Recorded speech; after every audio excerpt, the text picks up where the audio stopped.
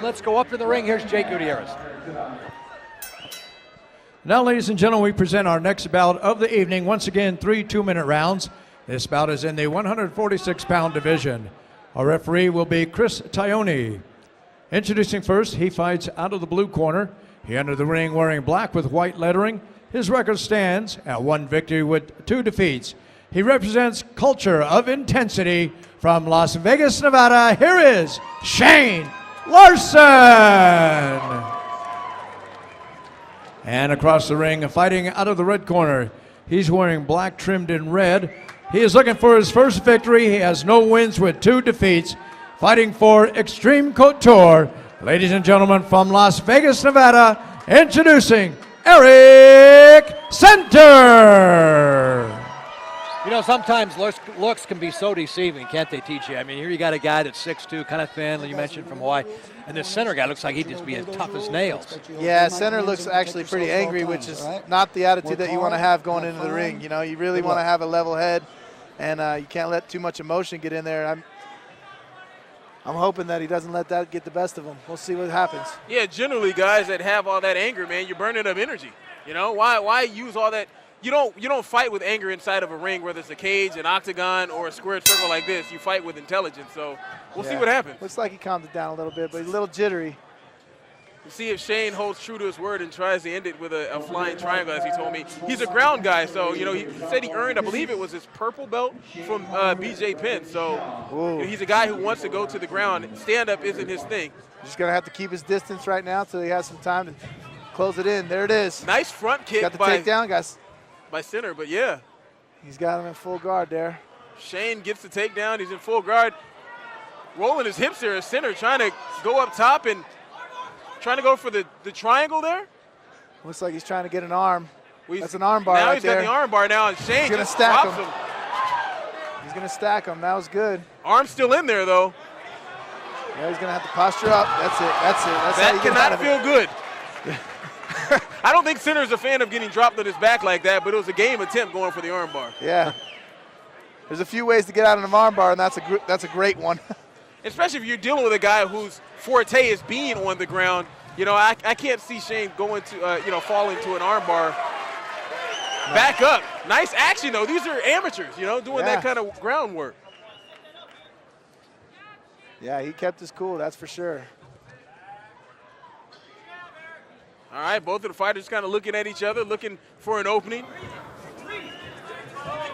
Shane Larsen with those tattoos of the islands. He does have the tattoos of the islands. Haven't seen the flying triangle as of yet, but yeah. And Center, looking on his bio here, says that his discipline of choice is Muay Thai, so he would rather stand. And as you can see by the overhand right there, Larsen is standing. It's not his cup of tea. Now his chin is real high. Larsen's chin is real high, but he shoots in nice. He's going for a double. Coming to the final set. We'll see what happens. You can't just take somebody down. You have to do something with that takedown. I would agree with you. But I think that my novice guess is that the judges will maybe give him some leeway with those slams. We have seen some shocking results here in Tuff-N-Uff fights. Yes, we have. And TJ, you'll come to learn here in the next hour or so. There have been some fights where Brian and myself have both put our entire paychecks on the line, and we've lost. $1.25 for one fighter. I was just going to say that probably didn't hurt too bad today, right? He's got his peg, doesn't he, Brian? He does. He does. He can tell by these dirty shoes I've got on. You and me both. Those are clean shots. Clean shots from Center. You're right. And as you said earlier, Larsen, in the back with that corner there, had his chin way up in the air, and that's a good way to get it hit. But also, Center being so short, maybe, giving him a benefit of doubt, Center couldn't get to his chin, and now he's got him mounted. Larsen's going for full mount right now. Center's still got a little half guard on there. He's got that arm in there. Oh. See, there it is again, the rope. He's in bad shape. He's got his back now. Rear naked choke. He's got his chin in there, though. He's got his chin in there. He does. Larsen's got those hooks in there, so he's still in a dominant position. Yeah, this is a very dominant position for Larsen. Center's in trouble right now. He's going to have to make some moves. He's going to have to make some moves. Trying to get that arm. If he's got it. Nice. Best way to get out of an armbar, punch somebody in the face. I like that. If I was in Center's corner, I would tell him go for the knockout. And that's what he's going to probably do. I would agree with you. Nice respect. They touched gloves coming out for round 3, and here we are. Larsen's got his hands held high now. He knows. See, and if I was in Larsen's corner, I'd say, hey, shoot. You know, take him down to the ground, get dominant position. I mean, you're dealing with 2-minute rounds. Yeah. And that's also another good way to take some steam out of a fighter. That's a great way to get yourself some breath, you know? Center was looking a little tired. He said, you know what? I'm going to get myself a little break. Yeah, I hate to make light of it because we have all been there. Yeah, I mean, we have all been, you more than most, yeah, I'm believe sure. me, it's terrible, but. Riding a BMX bike, goodness Yeah. gracious. Luckily for me, I was never kicked there, but the seat has done some damage. There's no doubt about it. Oh, man, I can think back to my days riding my mongoose. With the big handlebars. Oh, yeah, man, I used to love BMX riding back in the day.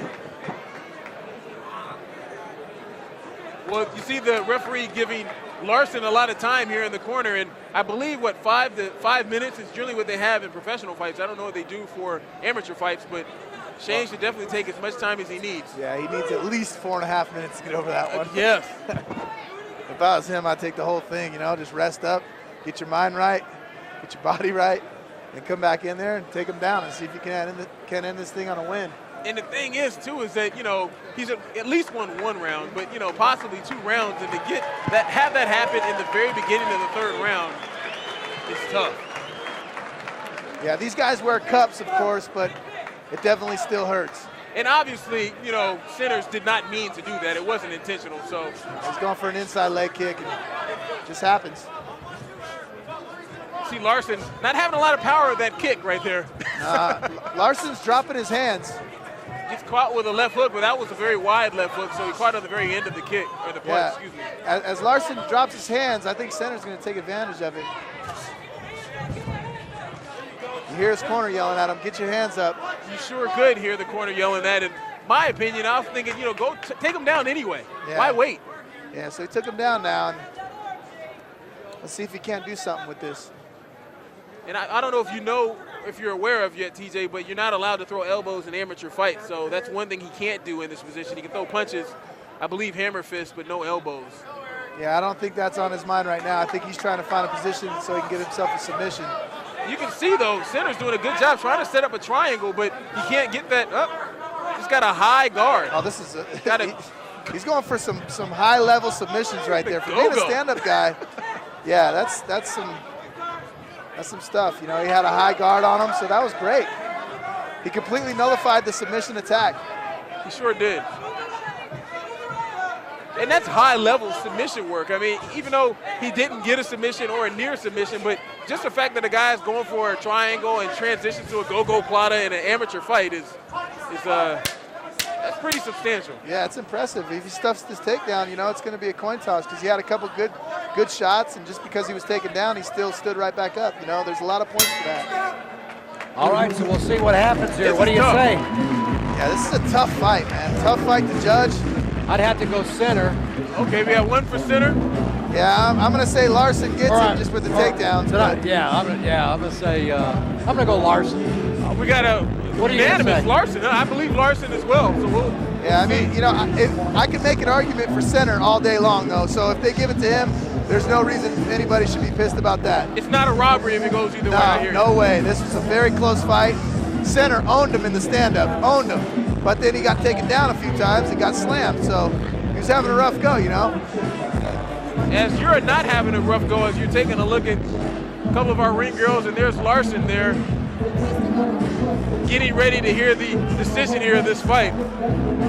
As we wait for, there's Center, who would love to pick up his first win here, as he goes over to the corner and chats with Ron Frazier. Ron Frazier, from basketball to radio to extreme couture.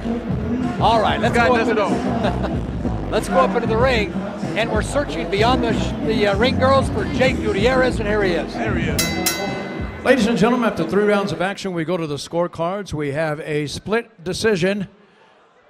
The winner in the blue corner, Shane Larsen. TJ, like you were saying, you wouldn't have been surprised had it gone the other way, but Larsen. Yeah, obviously one of the judges agreed, with you at your first assessment with Eric Center, his stand-up was far superior for sure. And Larsen works on his stand-up a little bit, and his ground game is solid, so we'll see what happens. Eric Center did not look bad at all on the ground, though. I was impressed.